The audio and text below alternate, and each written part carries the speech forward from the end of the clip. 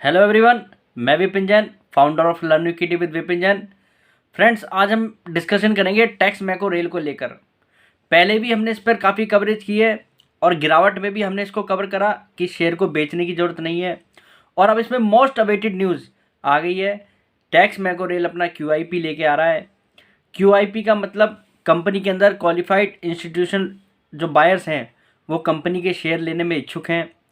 और आप current price से देखें तो QIP डिस्काउंट पर है, पर ये पक्का है कि QIP कंपनी का फुल्ली सब्सक्राइब होगा और कंपनी के लिए ये QIP काफ़ी बेनिफिट वाला होगा। मैंने पास्ट में भी आपको बताया है और उम्मीद भी थी कि QIP 125 से 135 रुपये की रेंज के बीच में आएगा। 125 टू 135 रुपीज़ के आसपास की उम्मीद थी और वहीं पर कंपनी ने इस QIP को लॉन्च किया है। QIP का पैसा देखा जाए तो इस कंपनी के लिए काफ़ी फ़ायदा पहुंचाने वाला है। दरअसल ये कंपनी अपने डेट को कम करने वाली है QIP के माध्यम से। और जिस तरीके से इस कंपनी की ऑर्डर बुक है इस समय, तो कंपनी को कैपेक्स की भी ज़रूरत है। कंपनी कैपेसिटी एक्सपेंशन भी कर रही है। ये QIP का पैसा कंपनी जो है कि अपने कैपेक्स में भी यूज़ करेगी। तो जो कंपनी ने ऑर्डर लिए हुए हैं अब उनको भी फुलफ़िल करने में कंपनी को यहाँ आसानी होने वाली है, क्योंकि कंपनी के शेयर की इस समय बाज़ार में डिमांड है। और मैंने पास्ट में भी आपसे बार बार कहा है कि किसी भी गिरावट में आगे आप रेलवे के स्टॉक्स को मत बेचिए। और देखा जाए तो अभी लगभग 1 महीने पहले, आज से 1 महीने पहले, जब टैक्स मैको रेल के शेयर में ज़बरदस्त गिरावट थी और शेयर गिरता गिरता लगभग 115 के आसपास आ गया था, उस समय काफ़ी लोग बाग कह रहे थे कि ये शेयर इतना गिर रहा है, इनमें करना क्या है। मैंने जब भी आपसे कहा था और उस समय शॉर्ट वीडियो भी बनाकर बोला था कि एक भी शेयर आप बेचना मत अपने डीमैट में से, क्योंकि मार्केट बहुत स्मार्ट है। मार्केट चाहता ही ये था कि आप किसी तरीके से अपने शेयर को बेचें। और अब देखा जाए तो QIP के बाद बहुत कम चांस हैं कि ये शेयर 135 रुपये से नीचे जाए। अब 135 रुपये का जो है 135 रुपीज़ का शेयर के लिए काफ़ी बड़ा सपोर्ट बनने जा रहा है। और आप ये बात मानकर चलिएगा, QIP जब भी किसी कंपनी का होता है वहाँ से उसकी री रेटिंग तय रहती है होनी लगभग, क्योंकि क्वालिफाइड इंस्टीट्यूशनल बायर्स जो होते हैं उनकी समझ एक रिटेल इन्वेस्टर से ज़्यादा होती है। वो सेक्टर के लिए को लेकर भी पॉजिटिव होते हैं, साथ ही साथ उस कंपनी को लेकर भी पॉजिटिव होते हैं। और ऐसे पास्ट में बहुत कंपनियां हैं जिन्होंने QIP करने के बाद काफ़ी बड़ी रैली दिखाई है। PI इंडस्ट्री जैसी एक कंपनी थी जिन्होंने 2020 में QIP किया था 1450 के हिसाब से, और आप देखिए उसके बाद उस शेयर में कितनी बड़ी रैली आई थी। यूनियन बैंक ने भी अभी लेटेस्ट देखा जाए तो QIP करा था लगभग 90 रुपीज़ के आसपास। उसके बाद आप देखिए यूनियन बैंक के शेयर में भी तेज़ी आई और मार्केट कहीं ना कहीं टैक्स मैको को लेकर काफ़ी कुछ समझे बैठा है। और बाज़ार भी QIP डिस्काउंट में आने के बाद भी किसी भी तरीके की आज गिरावट ना दिखाने का सीधा सीधा ये मैटर है कि बाज़ार इसको पहले ही डिस्काउंट कर चुका था। बाज़ार इसके QIP को लेकर अब पॉजिटिव बातें समझ रहा है, जो मैं आपके साथ डिस्कस कर रहा हूँ। और आपको आने वाले समय में इस कंपनी की फाइनेंस कॉस्ट भी कम होती हुई दिखाई देगी, जिसके कारण कंपनी का प्रॉफिट यहाँ से फर्दर आपको बढ़ता हुआ दिखाई देगा। तो सभी पैमानों पर ये QIP इस कंपनी के लिए पॉजिटिव है और आने वाले समय में QIP इस कंपनी की री रेटिंग करने में काफ़ी मदद करने वाला है। और हो सकता है आज के QIP के प्राइस को सुनकर कई लोगों को चिंता भी हुई हो, पर उस चिंता को ही दूर करना है। अगर विदाउट कन्विक्शन आप किसी स्टॉक को होल्ड कर रहे हैं तो वो आपके डीमेट में ज़्यादा दिन रह नहीं पाएगा, या तो उसको गिरावट ले जाती है या इस तरीके की न्यूज़ उसको आपके हाथ से छुड़वा देती है और फिर उस शेयर में एक बड़ी रैली आती है।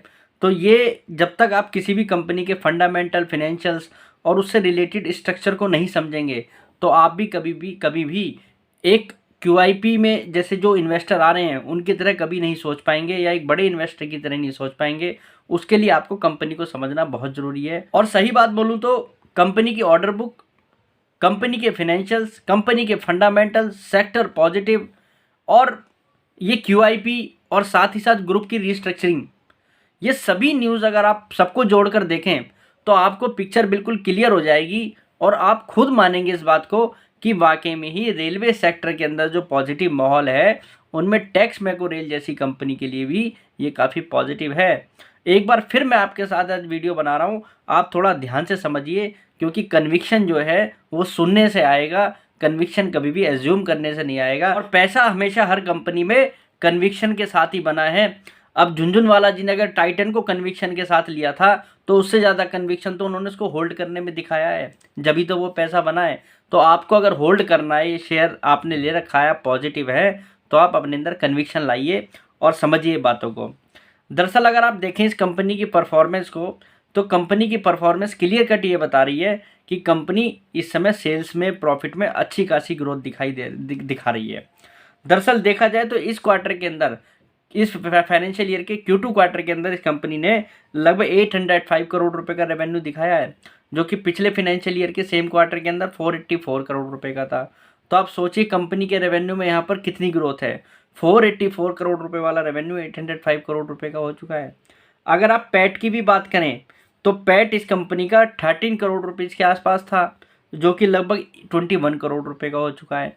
तो पैट में भी आप देखिए कंपनी की कितनी शानदार ग्रोथ है। 0.48 रुपीज़ का EPS था कंपनी का पिछले फाइनेंशियल ईयर के सेम क्वार्टर के अंदर, वो 0.76 हो चुका है।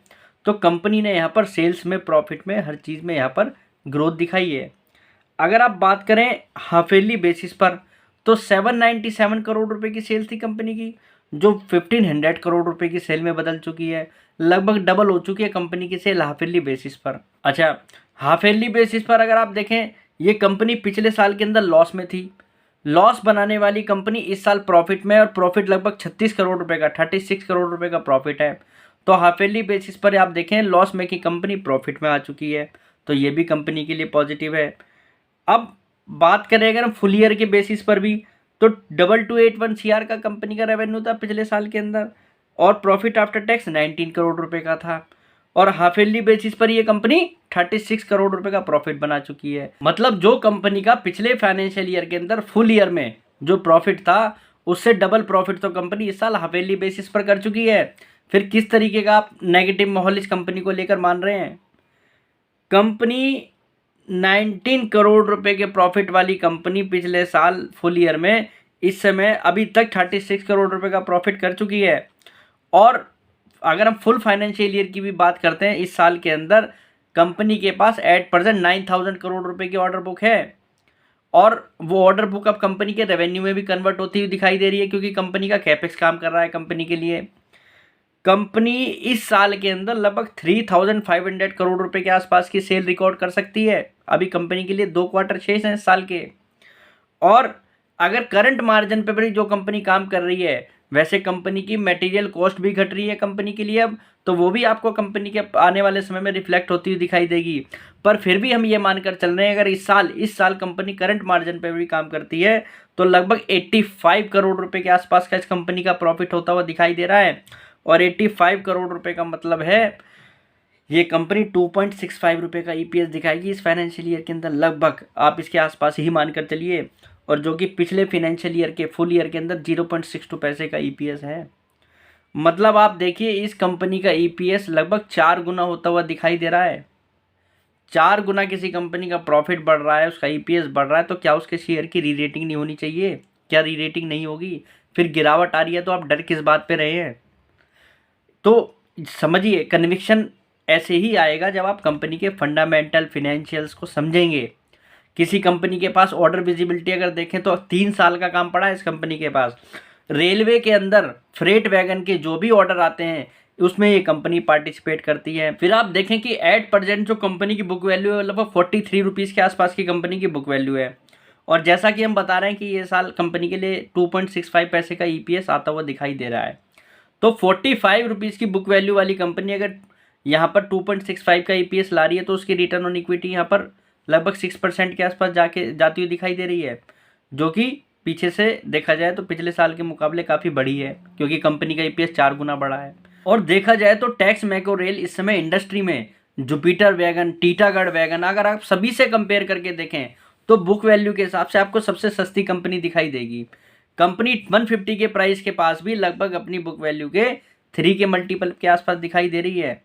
और जिस हिसाब से कंपनी अब पॉजिटिव एटमॉस्फेयर में आ चुकी है, कंपनी पॉजिटिव चीज़ें दिखा रही है सेल्स में, प्रॉफिट में, फिर गवर्नमेंट का भी कैपेक्स इस पर लेकर बढ़ रहा है, फिर QIP का आना, तो अगर आप सभी चीज़ों को जोड़कर देखें तो कोई बड़ी बात नहीं है ये कंपनी आपको अगले फाइनेंशियल ईयर के अंदर डबल की रिटर्न ऑन इक्विटी दिखाए, और कंपनी का कर्जा भी घटता हुआ दिखाई देगा।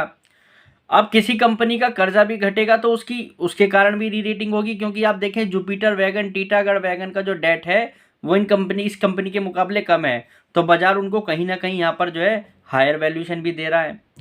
तो इस कंपनी की भी री रेटिंग होगी, और आपको कोई बड़ी बात नहीं है, ये कंपनी इस फाइनेंशियल ईयर की अर्निंग के आधार पर ही आपको ये 5 या 6 की बुक वैल्यू पर ट्रेड करती हुई दिखाई दे। कहने का मतलब 45 रुपीज़ वाली ये बुक वैल्यू वाली कंपनी इस फाइनेंशियल ईयर के आधार पर अगर 6 के मल्टीपल पे आए तो 270 रुपये का टारगेट निकल कर आता है। वो आपको हो सकता है आने वाले 2-3 महीने में ना दिखाई दे, थोड़ा सा और टाइम उसके लिए ले, पर ये कंपनी जो है जिस तरीके से अभी 115 रुपीज़ से तेज़ी दिखाकर 150 रुपीज़ पर आ गई एक महीने के अंदर ही, ऐसे ही आपको कंपनी आगे भी जाती हुई दिखाई देगी, क्योंकि सेक्टर और कंपनी के लिए बहुत कुछ पॉजिटिव है।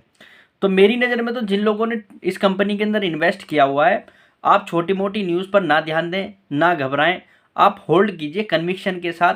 छोटे मोटे टारगेट के लिए भी आप किस कंपनी को होल्ड मत कीजिए, इनमें बड़े टारगेट आपको दिखाई देंगे। और जिस हिसाब से कंपनी इस समय री रेटिंग करवाने में लगी हुई है, मैं तो क्लियर कट कहूँगा कि री रेटिंग करवाने में लगी हुई है, क्योंकि कंपनी अपने फंडामेंटल और फाइनेंशियल्स को सुधार रही है। तो फिर कंपनी के शेयर की री रेटिंग क्यों नहीं होगी? और आप सोचिए किसी समय शेयर डबल डिजिट में था, डबल डिजिट से ट्रिपल डिजिट में भी आया है ना, तो आगे भी इसकी री रेटिंग होगी। बाजार इसको समझता है, पर बाजार आपके साथ होशियारी करता है, बार बार जब गिरावट लाके आपके शेयर को बिकवाने की कोशिश करता है, क्योंकि बाजार ये चेक करता है कि आपको कंपनी पे कन्विक्शन कितना है। तो आप जिस भी कंपनी में पैसा लगा रहे हैं उसको समझकर ही पैसा लगाएं, कन्विक्शन पे ही पैसा लगाएं, तभी वो कंपनी आपको रिटर्न देगी। नहीं तो गिरावट में ऐसा ही बार बार होता है और बार बार वो शेयर आपसे बिक जाता है। तो आज के लिए इतना ही, कल फिर मुलाकात करते हैं एक नई वीडियो के साथ। फिलहाल के लिए नमस्कार।